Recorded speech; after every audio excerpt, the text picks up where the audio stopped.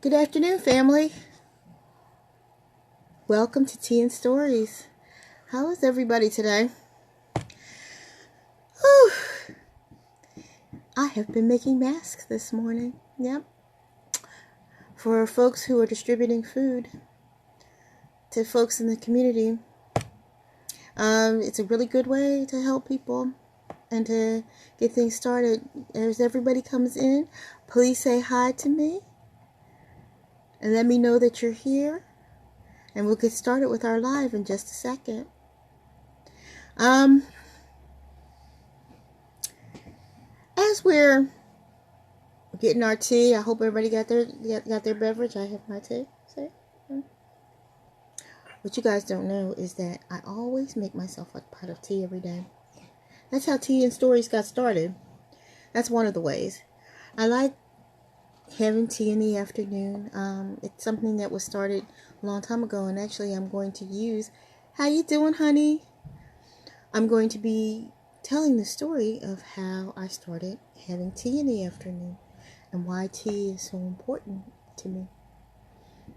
And we're going to talk a little bit about what people presume about folks.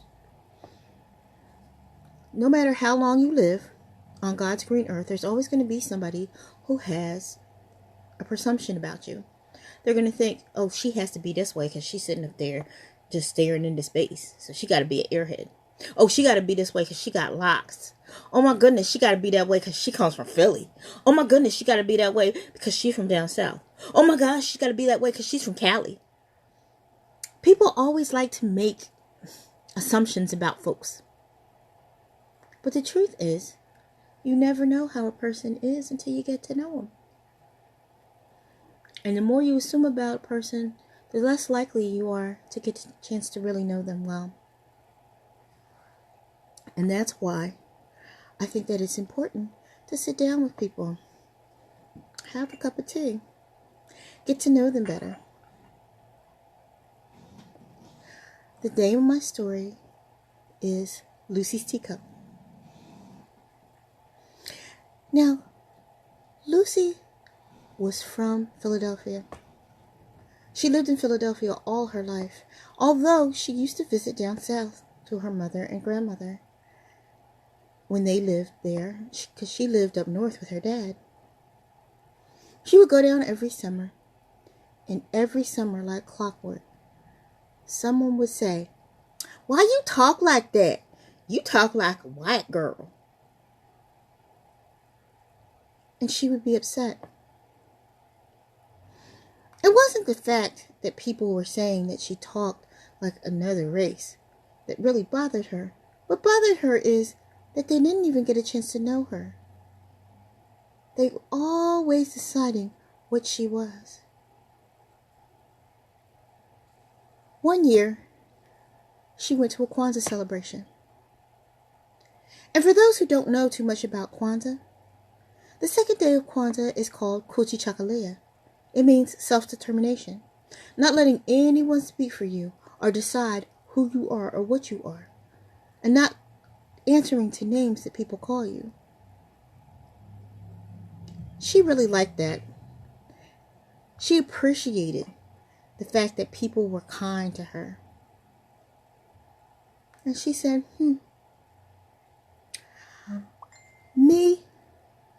I am going to not let anyone speak for me when I go to visit Mom and Grandmom this summer. She was 15. And there's something about being 14 and 15 years old that you kind of start saying, look, I'm tired of y'all. Teenagers handle things differently. Some get real quiet and introverted. Some get an attitude. Some wear black. Some get really loud and boisterous. But she got mellow. Yep. Lucy got mellow. And she decided to bring her mother and grandmother a present. She brought them a teapot from a very special shop on South Street. And along with it, she brought them some cups. 3 cups, just for the 3 of them. Now her mother was delighted. "Oh, Lucy, this is just so cute. I love it." Her grandmother looked a little bit more suspicious. "Why are you bringing that down here, child? You act like I ain't got no teapot and no cups." "Grandma, I know you have a teapot and cups, but I've learned that people get to know each other better over a cup of tea. And I want to get to know you better." She told her mother and grandmother how in school they had started studying about their heritage, and she wanted to know her grandma and her mama's stories. "You don't want to hear none of that stuff." That's what her grandma said. But her mama said, "It's all right, darling. I'll tell you a few stories." "There'll be stories too," Grandma said. Grandma was a little bit harsh. But back then, when grandmother was growing up, good afternoon, Sion, you didn't really talk to your grandmother like that. Grandma didn't reveal a whole lot of herself. And if you did hear stories, you kind of heard them on the sly. But at least she decided she was going to hear them stories, all of them. And then she was going to tell them hers, so they would know who she was. Well, every afternoon for the 3 weeks that child was there, she would make her little pot of tea, and she would put out their cups with their little saucers, and she would pour those 2 ladies tea, and she would talk to them. What she found out when they were sipping tea and talking was that her grandma had once lived in New York. "You lived in New York City, Grandma?" "Oh, it was just for a little while. Your grandpa, he was overseas. That was in World War I. Well, I took myself there thinking that I could stay up there. Them people got on my nerves. Oh, funny talking people. One thing I did get a chance to know is I got a chance to cook with some of the hottest peppers I ever thought I'd ever eat. And them Spanish people, they can cook. They like rice more than we do." I thought nobody liked rice more than Geeches. And it was the first time in a long time she had heard her grandma laugh like that when she was telling her the story of how she learned how to make pollo arroz, beautiful rice that was deep and yellow and was so delicious. I just leave out that hot stuff because I can't stand it. Set my mouth on fire. Her mother told her a story too. Told her the story of how she first met her father. Oh, your daddy was the handsomest man I'd ever seen in my life. That'll tell you what your mother knew. Mother. Her grandmother just sipped her tea. I'm just saying. He was handsome, child. I loved him dearly. But we did marry a little bit too young. I thought it was better for you to stay up there than come down here. Why, Mama? Why didn't you want me to stay down here with you? And that's when her mother looked down. Living in the South is very hard, child. Down in the South, people say things to people, and I wanted you to have a chance to not be called out your name and to have a future.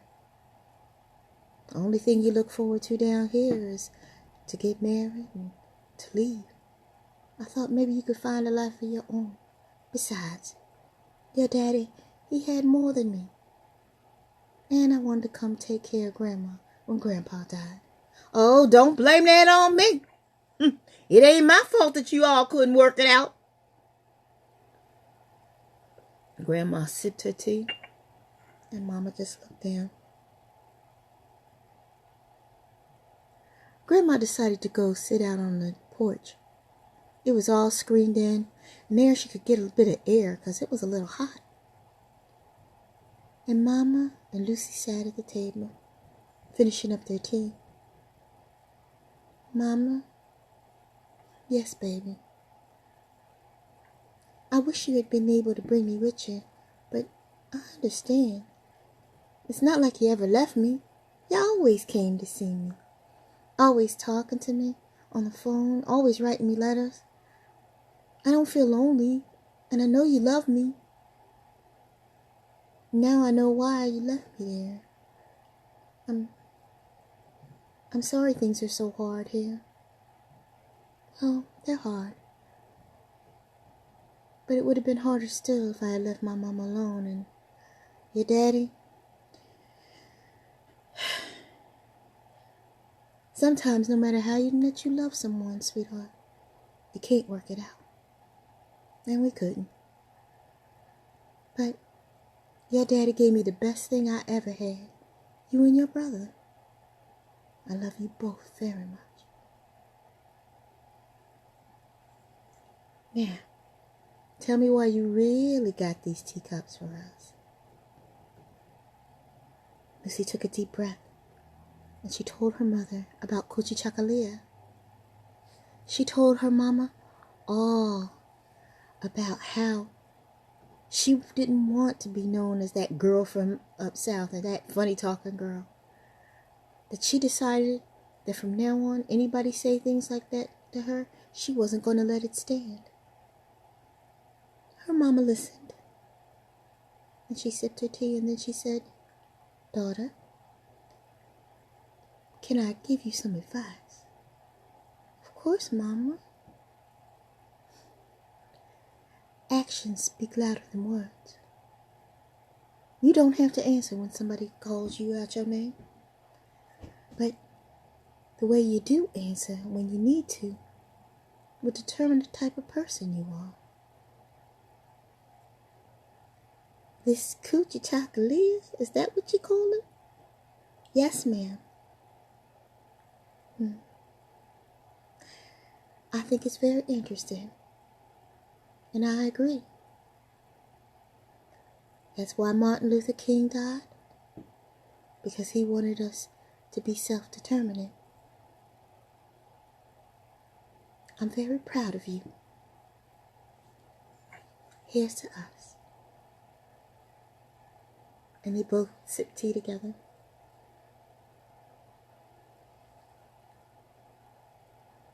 Now, Lucy left that teapot and those cups down there.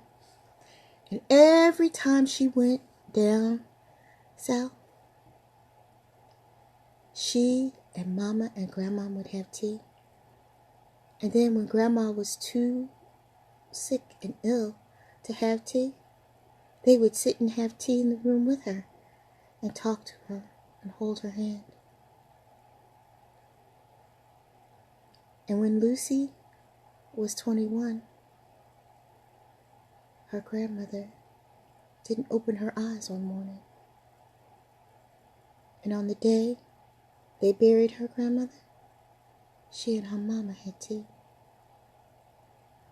And they told the stories that Grandma would tell over those little times with the teacups. And they took that memory with them. And when Lucy had children of her own, she told them. And now it looks like one day they're going to tell theirs. Because that's the way stories go, you know. One tells one, another tells another. And that's how things get passed down. There was a time when all of history got passed down that way. But I wonder sometimes how many of those stories were told over a cup of tea. I hope that you always have self-determination. That you always see yourself in the light that you want to see yourself. And like Mama said, you have to reflect yourself from the inside out. I hope you liked that story. I have one more story to tell you.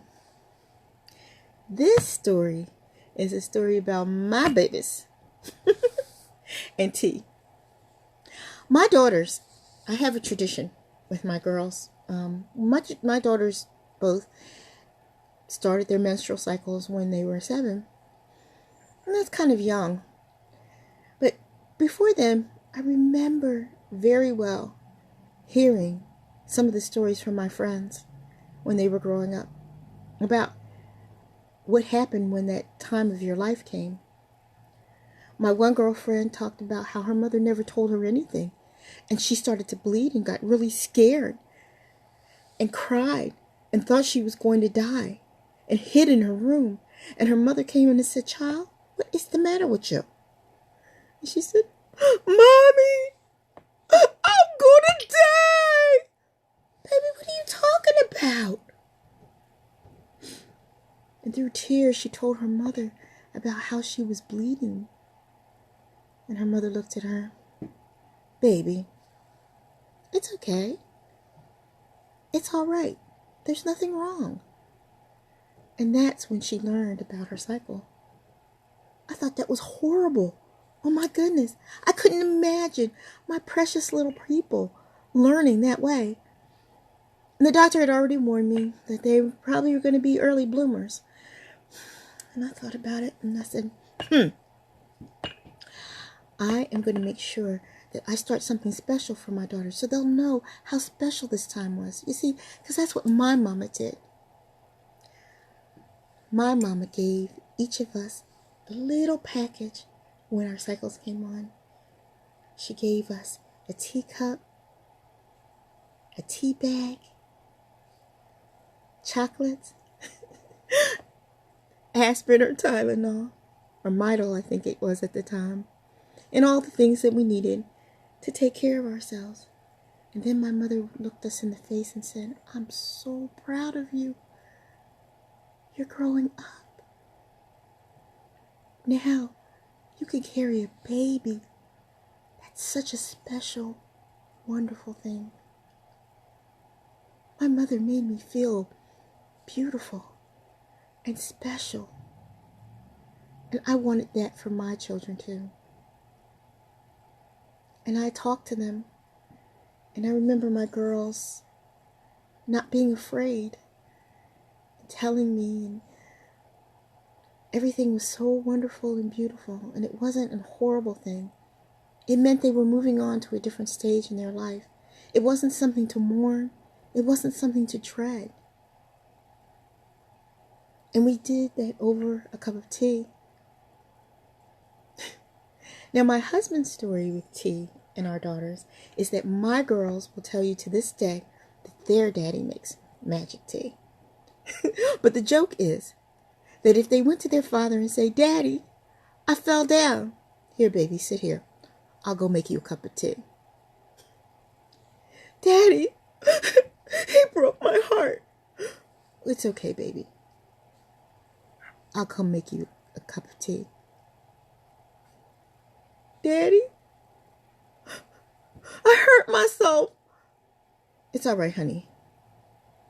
I'll make you a cup of tea." So the cure for everything with my daughters and their fathers is daddy's magic tea. And I said, "Well, does it help?" And one day, my youngest daughter, Mariah, said, "Daddy's tea really is magic, Mom.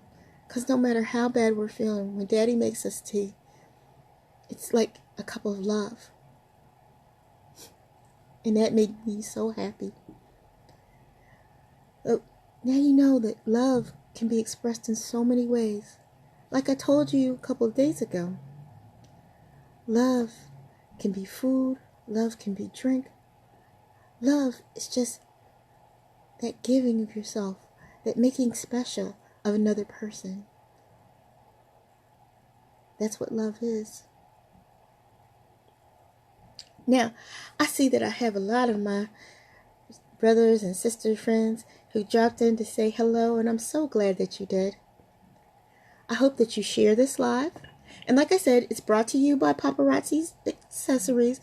So please go to my Facebook page and you can look at some of the things that I have. I have this piece today. Da-da-da-da. I love this piece.